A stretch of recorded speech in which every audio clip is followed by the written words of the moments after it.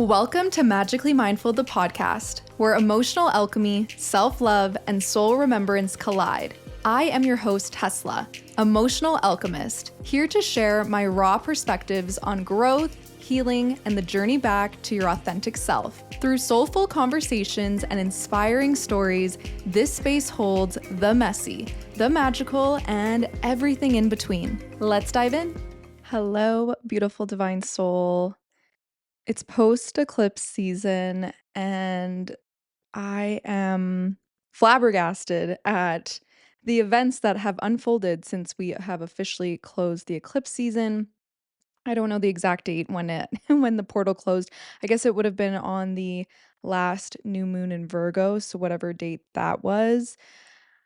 I gotta say, eclipse season for me was wonderful. I was not feeling any turbulence. I know a lot of my Virgo babes were feeling it because it was Virgo season.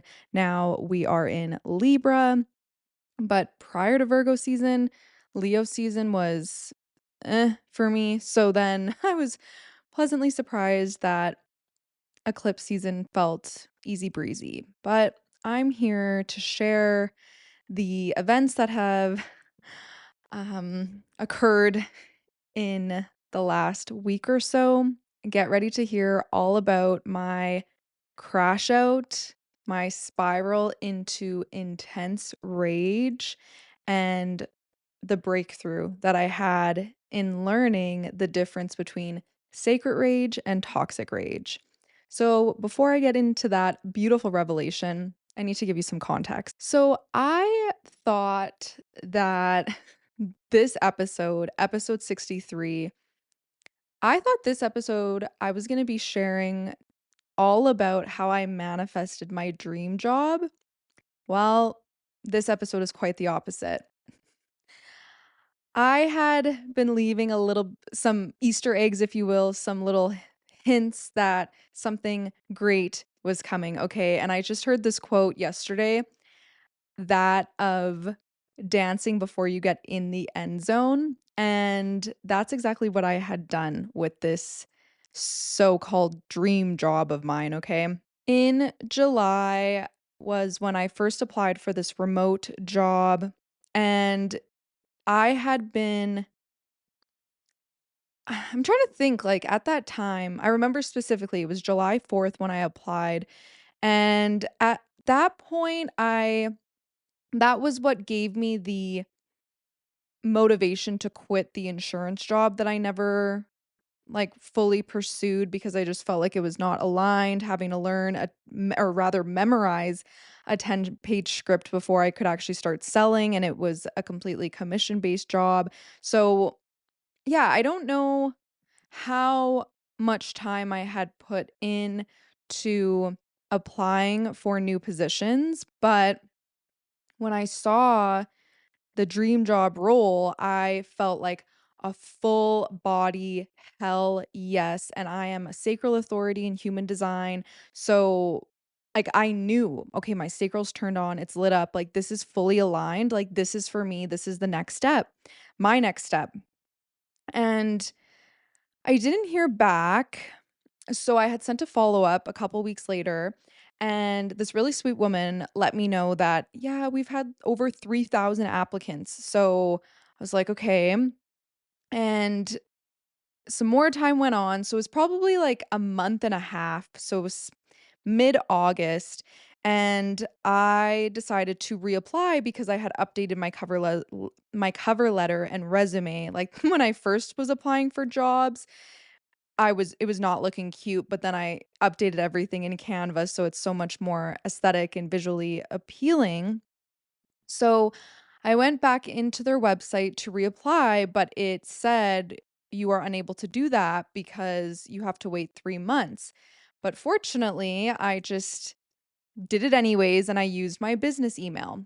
Lo and behold, a couple weeks after that, I got an email asking to connect to begin the interview process for this dream remote job. I'm doing this because we're gonna understand why I'm putting what even is this? I don't know. My visual Listeners, viewers, you'll know what I'm talking about. But anyways, I was so excited, so grateful, thankful, blessed, and I just knew I'm like, "It's happening. It is happening." Because mind you, the last 2 jobs that I have worked aside from DoorDash, several years ago when I was finishing up a program in Toronto. Like I had went to Toronto for radio broadcasting from 2015 to 2017, but then I went back to Toronto to do a summer program for music business, and I landed an internship which turned into a position. It wasn't full time, but yeah, when I went in for that interview. So I really just cold emailed this company that I had worked for in Toronto in 2019, and I didn't even really know what it was about, but it just like it related to the music industry and I was intrigued. And the big thing about that summer program was that we get an internship. So I just sent an email and I was like, "Hey," explained that, I'm looking for an internship. Do they have openings, whatever. And then I got a reply back from my old manager and he was like, "Yeah, we're always happy to welcome someone in who's like willing to learn the business and all of this." So when I went in for my interview, he was like, "Yeah, I already reached out to your references. Like, I'm happy to bring you on." And I didn't even really know what I was signing up for. But of course, in the interview, well, it wasn't an interview, like, it was a conversation. It was him basically saying, "This is what it's all about. Like, are you in?" So very synchronistic, very synchronistic. And then fast forward to 2022. So basically, I guess it was from 2019 to 2022, I worked that job for the company in Toronto. However, when 2020 hit, I left Toronto to come back to Alberta and I continued to work for them, but it was only $500 a month. So at this time I was living off my inheritance. So, and then I had the 500 a month coming in and then I started door dashing when I did move to Calgary back in 2020. I wasn't doing, well, I guess I was doing it a fair amount over a couple years, but then my last like real job, if you will, was being a receptionist at for a clinic here in Calgary.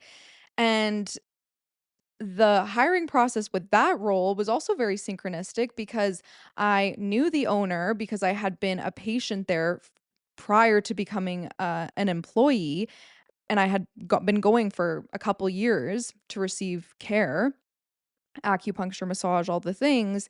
And so I saw on their Instagram that they were looking for front desk support. So I sent an email, and then the clinic owner was like, "Oh my goodness, yeah, I'd love to have you." So no, literally no interview in those 2 roles. It was very synchronistic and just everything fell into place. And they were both 2 great jobs that I had, and I absolutely, like, love my managers, like, they're like friends now. So, yeah, very, very beautiful situations there. Now, with this role that I was presently applying for, so I get this email and it was from a recruiter and he was like, "Yeah, so we can jump on a 30-minute call and then from there you will do a skills assessment." So I had to screen record myself using the software and then send it off for review. And then from there, you have a 60-minute interview with 2 people from the company. In my case, it was a product trainer and a creative director. And the first 15 minutes of the interview is a mock call. So we're role playing basically, and I'm sharing my screen and showing them how I would navigate this like customer call using their system. And then the rest was like an open Q&A. Like it was very much like an interview style, unlike those other jobs I just shared. But I also had the opportunity to ask them questions. So everything was great. Um, like the recruiter said to me when I sent in my skills assessment, he's like, "Yeah, the team is so impressed," because I knew what I was doing with their software because I had used it in my previous role as a receptionist. So, yeah, I was like, just that's why I was like, "This is so aligned." Like, I already have experience with it, but this role would have been very different from the way that I had used the product, but nonetheless, like, I was like, "I really love this company. I love what they stand for, yada, yada, yada." So, I had the interview, and I thought it went great.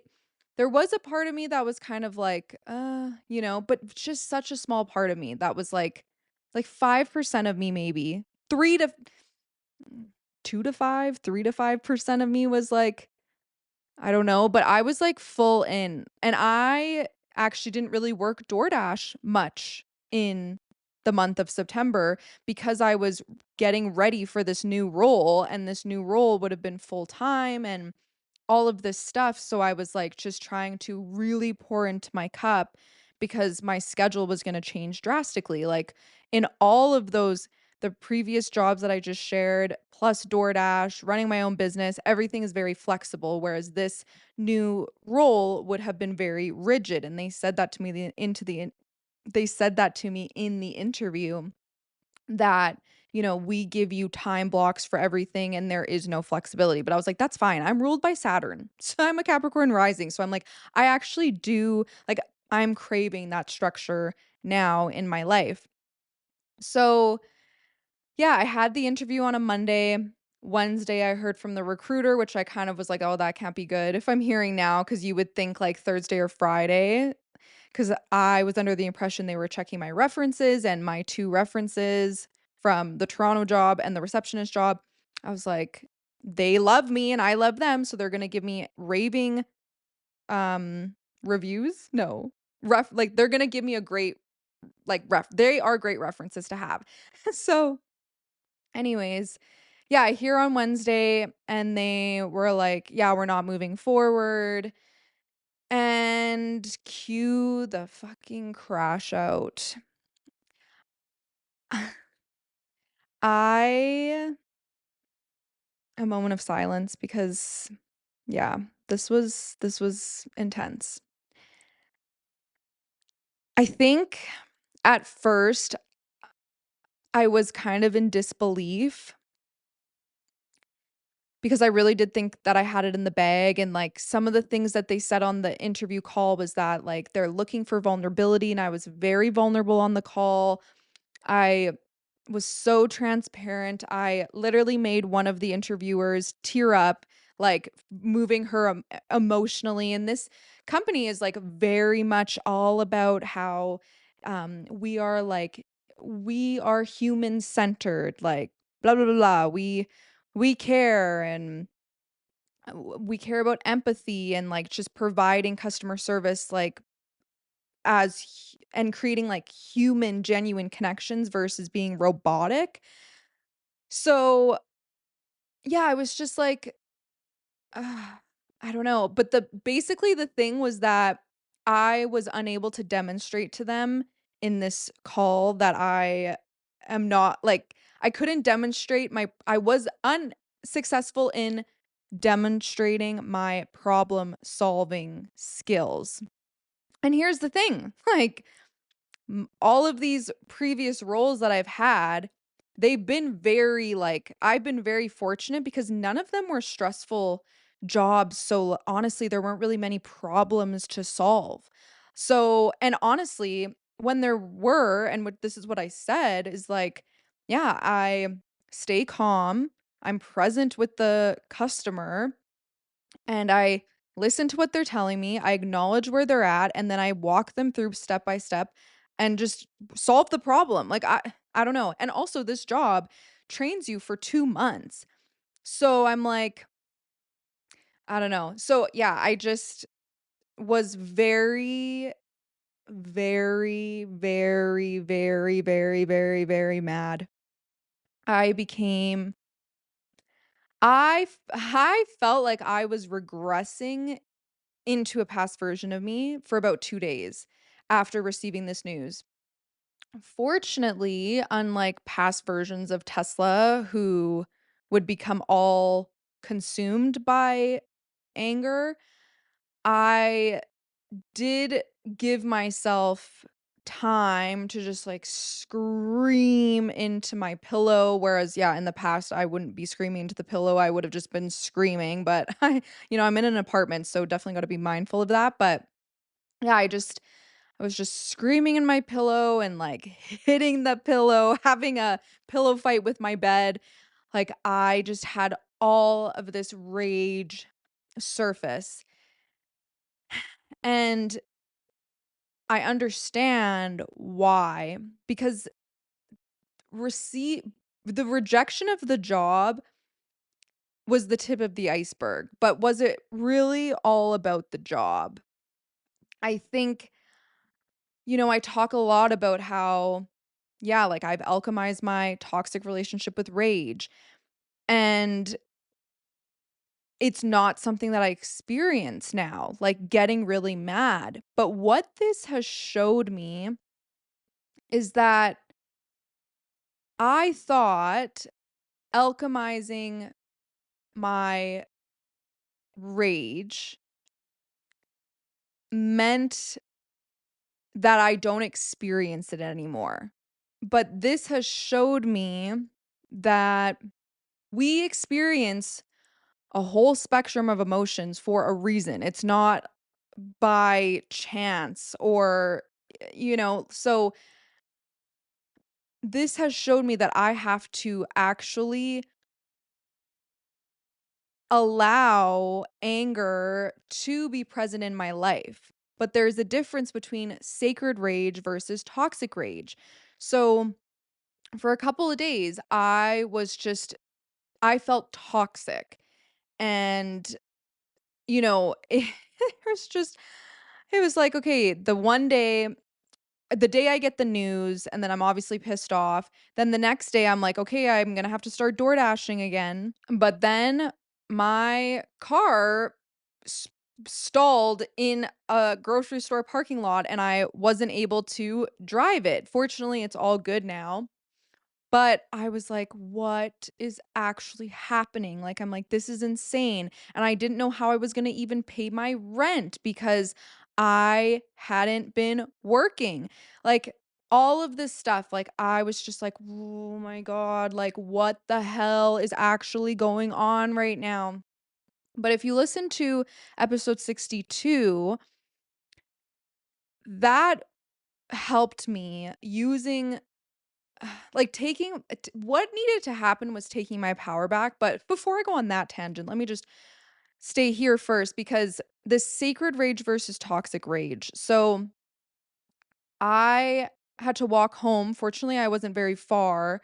It was, like, maybe, like, a 20-minute walk from where my car stalled to then yeah, like, it was a 20-minute walk away from home. So, I had called AMA, and they were coming to tow it back to my place.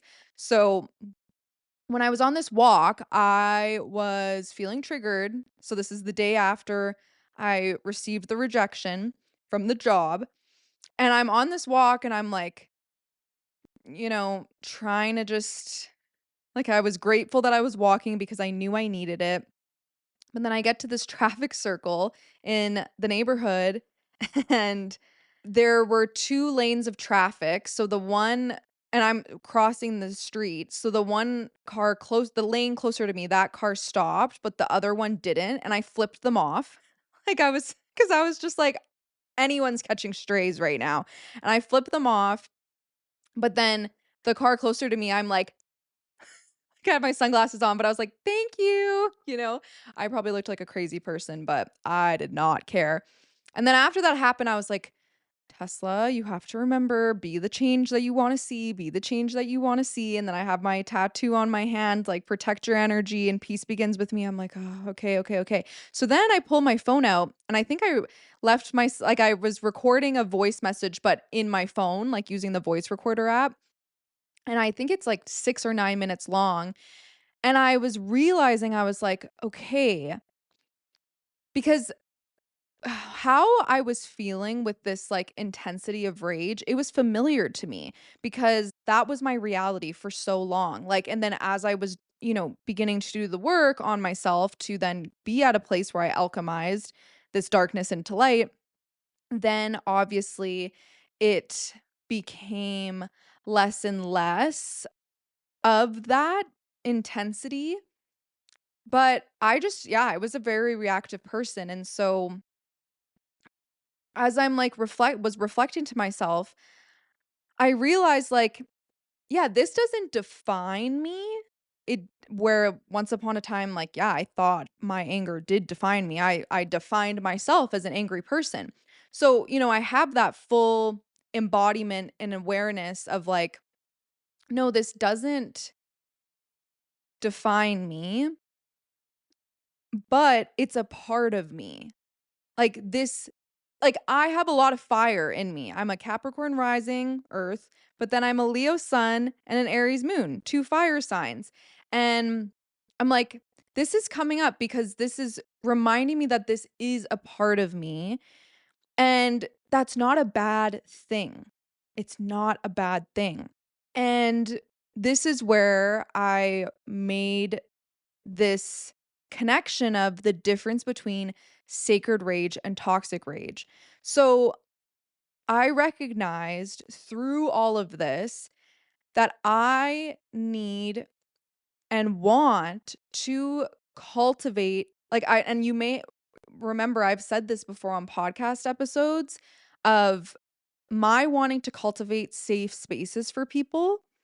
Well, I this really put into perspective to me that I first need to cultivate a safe space for myself to express these emotions. Because if we don't, then they become trapped in our body and then we're going to lose it at the drop of a dime or without even realizing it. Like we're just something like getting declined for a job, it could make you wanna blow up your whole world, speaking from personal experience over here. So, but like I said, that was the tip of the iceberg.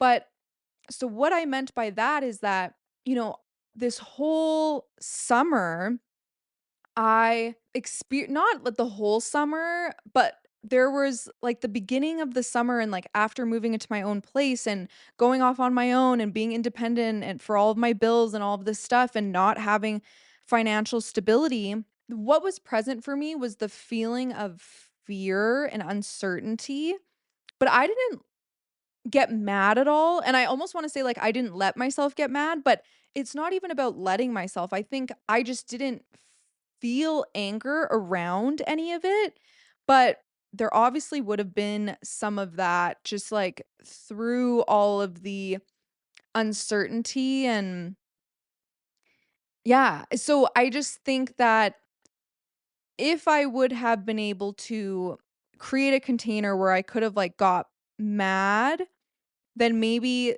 this whole thing of not getting the job, like, maybe I wouldn't have gotten as mad. You see what I'm saying? So, what I feel like this is gonna look like for me is, like, whether it's a couple times a month or once a week, I want to give myself the space in the comfort of my home to just, like, scream and, like, get mad, and maybe I don't even need there to be a reason. I just need to express it. I just need to let it out. And that is sacred rage to me. That's how I perceive it because I am honoring that that emotion is a part of my experience. And so I honor her by giving her a space to express herself. Whereas the toxic rage is me being out in the world and projecting my shit onto others, like flipping someone off because they didn't wait while I was crossing the road. And I also was trying to figure out my options, like just trying to seek government assistance, like to help me pay for my months of rent. And they basically said, "We can't help you," and I was getting frustrated with the social worker, I apologized, but I was like, "I'm sorry, I'm just, like, so stressed out, like, I don't understand." But that is toxic rage because that's the last thing that I wanna be doing is projecting negativity out onto the world because, like, if I'm doing that, I'm just gonna attract it back to me, and, like, I certainly don't want that. Cancel, clear, delete, and it's like, yeah, that experience is familiar because that's how I went about my life as a teenager and a young adult. So, my goodness, like, there was a time when I was working at the water park in West Edmonton Mall, and I was on my lunch break, and I don't know what it was specifically, but I was on the phone with Bell, like, my phone provider at the time, and I was, like, freaking out at them in front of other people, mind you, but I thought, "If I, like, get really mad, then I'm gonna get my way, yada, yada, yada," and I know that the people in my life at that time, like, if it's just coworkers or whatever, like, they're probably like, "What is wrong with this girl?" And I have so much, like, empathy for her and, like, love because she just didn't know any better, honestly. Like, I didn't. It took a lot of time, and it wasn't until I was 22 that I then embarked on doing the work to better myself. So, yeah, through all of this, of all that I'm sharing and just being so transparent and vulnerable about what's been going on, I didn't need to tell you that I got mad at a social worker, that I flipped someone off, but I don't have anything to hide, honestly. And here's the thing, I have nothing to be ashamed of or like when I say that, I'm not justifying that I did the right thing in those moments, no, but I also don't live in shame or guilt, which allows me to then be transparent about it, to be and I just share it because I know that, like, even with all of this having surfaced, like, when I do experience rage at such an intense level, like, I feel unstable. Like, I felt like I should be put in a freaking padded room or something, like,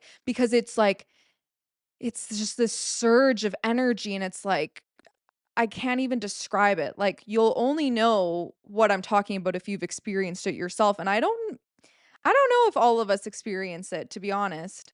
Me like, one way or another, I don't know. I don't really know if that's true, but, we all have our own thing. But, yeah, it feels like insanity, like I'm losing my mind, but and be through that, like, I just wanna share it because I know that while not everyone probably experiences it, even if there's just one person that can be like, "Oh my goodness, like, I'm not alone," like, it's worth it for me to just be freaking honest about it because I don't even know. Like, I can't even imagine how much that would have supported me on my journey when that was my reality, because it did feel so isolating. So, yeah, really this huge takeaway of sacred rage versus toxic rage because, yeah, I think I unintentionally wasn't truly allowing anger a seat at my table. Like, I thought I was. Like, I'm like, "Yeah, I alchemized this rage that was once toxic into something positive," but I wasn't experiencing any anger at all. And I think that is, like,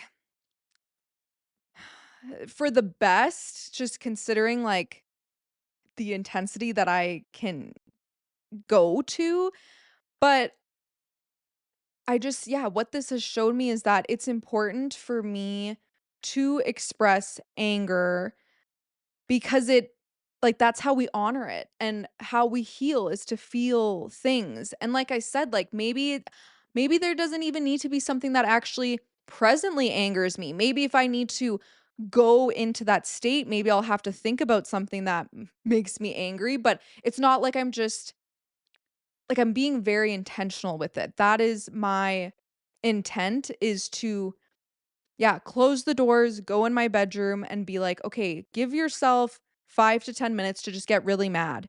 And, there's also great resources on YouTube where there's somatic videos for anger. I did one the other day. So, yeah, so how I moved out of this, I let myself just I was just trying to, yeah, let myself feel whatever I needed to feel. That went on for about 2 days.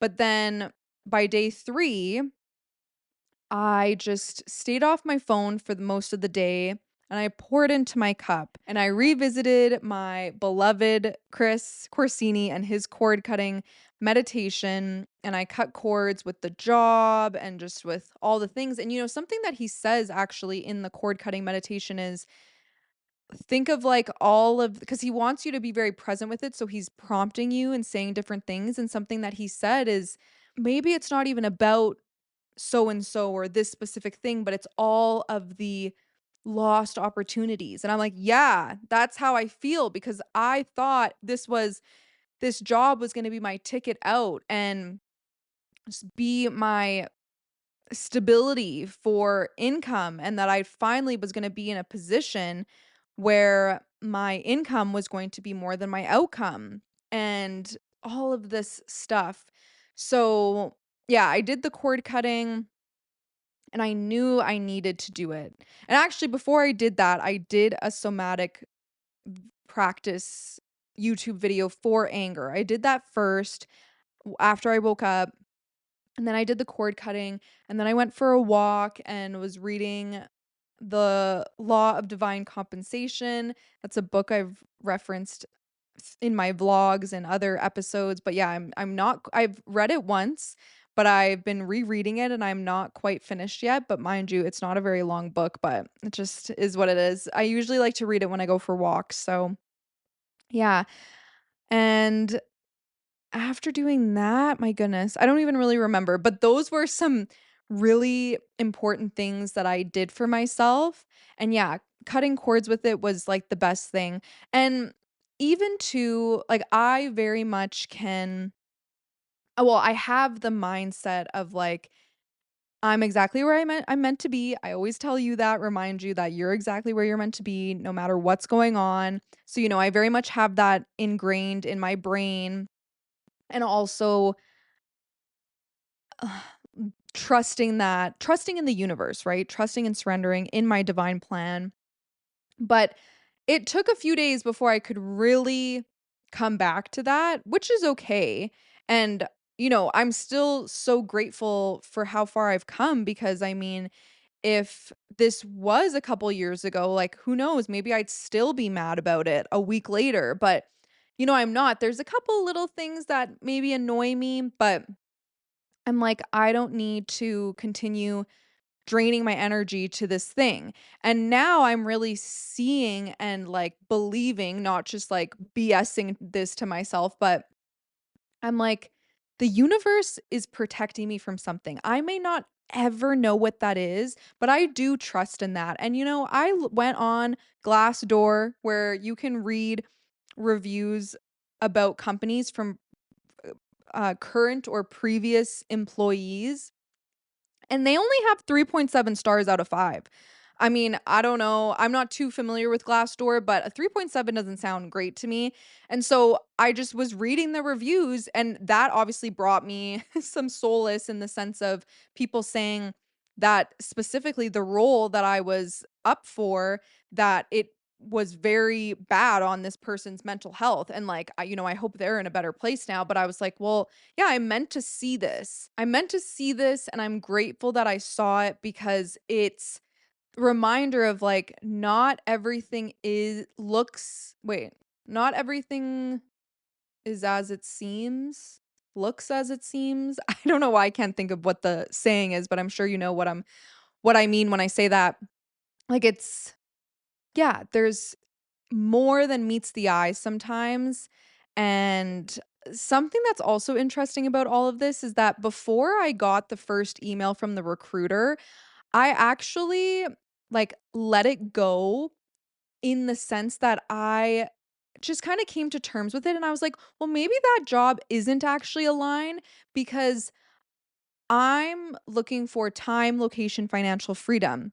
Well, the time freedom wasn't exactly there because it was 5 8-hour shifts per week, and then the financial freedom, I mean, it was a salaried job, and salaries are capped. Like, yes, you can probably make more money the longer that you're there, but while that salary would have really supported m and taken me out of my current financial situation, like, in the long run, it's not true financial freedom. So, and location freedom, I think, yes.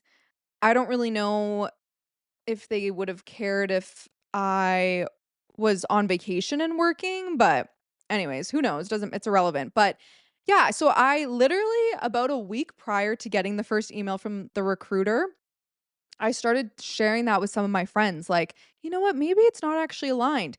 And then I got the email, but in hi in hindsight, I'm like, those things are still true and something better is coming.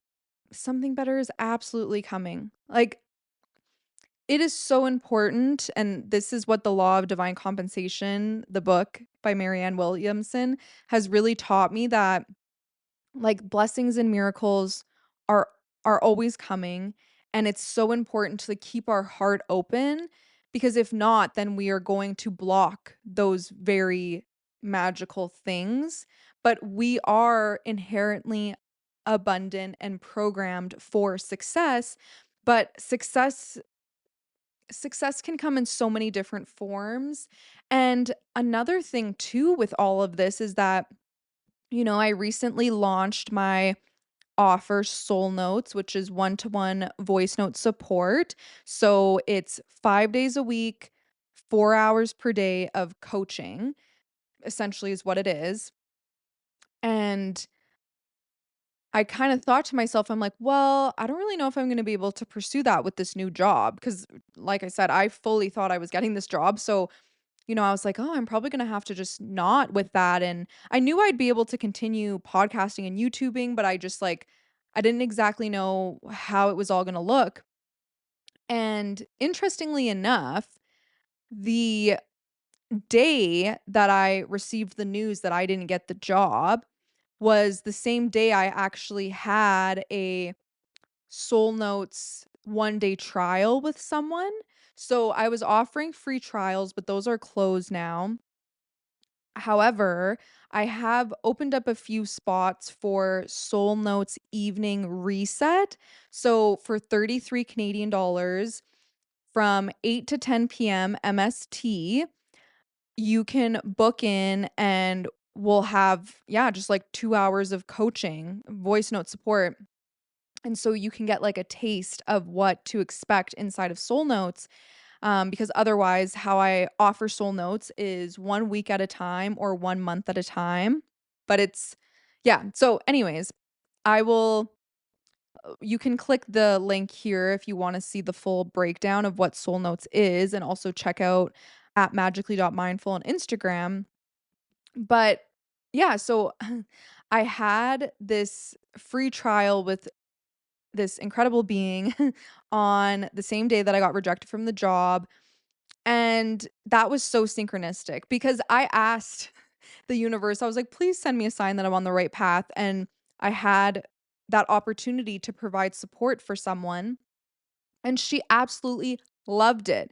Loved, loved, loved it. She was like, I'm so happy I did this. Like, there's so much value. Like, she was blown out of the water. And I was like, oh, that's my sign. Like, I am on the right path. Like, and that I'm like, thank God I didn't get that job because, I was talking with AI about it and she was like, "Yeah, girl, like now you can pour into your own dream instead of trying to build out someone else's dream." And I'm like, "Yeah, that's very, very true." And there was a little whisper that I had received a couple of times, I think just throughout this whole, like, interview journey, and I was feeling like, because that was technically a corporate job, I think. Like, yeah, I mean, it was. It wasn't I guess when I think corporate, I'm thinking, "Oh, it's 9 to 5," but, I mean, it was either gonna be it would have been an 8-hour shift between 7 and 7, so it's like, that is a corporate job, so I'm like, "Oh, you're gonna be doing a corporate job, like, is that actually what you want?" So, I just know that something better is gonna come and, you know,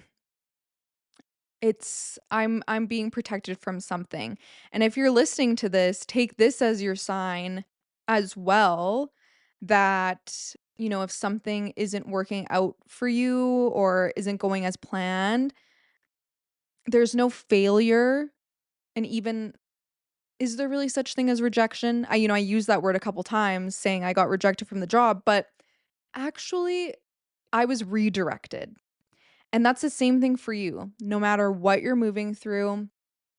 And if you're going through it right now and hearing me and like maybe I make it sound like through saying that it's easy, like believe me, I know it's not.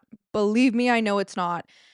But it is like honor where you're at, feel your feelings, do everything in your power to not suppress them, but whatever you can do to then like after giving yourself that space to just move forward, even if it's like 1% at a time, but like just any small step forward and keeping your heart open and trusting that something better is coming and just like being so intentional and thoughtful with the thoughts that you're having that they are more positive than negative, that is going to help you to quantum leap to that next blessing, miracle, synchronicity that is on its way to you. Because we always have that magic available to us and coming to us so long as we are open. And a mantra that I saw on Instagram and that I've been saying for weeks now goes like this: Universe, I am open. I am ready for you to start conspiring in my favor to make my dreams come true. I request a clear sign in my reality to come to me today. I am open. I am ready. Thank you, thank you, thank you. I love you. I say that a couple times per day. And yeah, I mean, when I was saying it, I thought, oh my gosh, like I'm getting this job, blah, blah, blah. And then I didn't. And I was like, okay, it didn't work. But it's not true. It's not true because I don't know what's on the horizon for me, but I know that it's going to be even better than I could have imagined. And it feels good to say that. I'm so incredibly grateful that I can like that I have Magically Mindful the podcast, that I have you listening and or watching. Like I am so grateful for you and your support because this is like I knew recording this was going to be so cathartic and healing and really just like help me to move forward in an even bigger way because it's just to think of how the start of this episode was to then come full circle and be like just trust where you're at, better things are coming, like, that is such a great note to, wrap this episode up on, and, yeah, I just wanna send you all the love and compassion because when we are moving through the trenches or big, uncomfortable, icky, gunky emotions, like, it can feel intense, like I said, like, I was like, "I'm literally mentally unstable right now." Like, I still could grasp reality, and I was like, "I can feel the light at the end of the tunnel, but I can't see it," whereas now I'm like, "Okay, I see it." But, yeah, like, I don't want to discount that experience because it's very real, and we are human at the end of the day. So, this is part of that, I think. But the more that we can alchemize that into just magic, like beautiful magic in terms of a breakthrough, like allowing, like if you can allow your darkness to bring about a revelation, a breakthrough, then it's all worth it.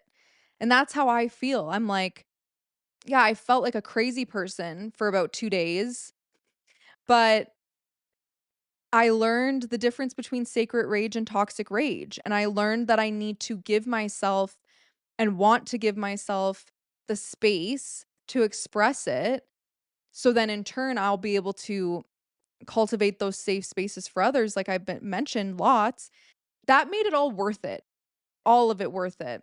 And, do I still feel a little bit uneasy about the fact that I have to continue like, working DoorDash as my sole income? Like, yeah, it's not my top choice, but, you know, there's always something that I can be grateful for, and I know that I'm inherently abundant, as are you, and what is meant for us will not miss us.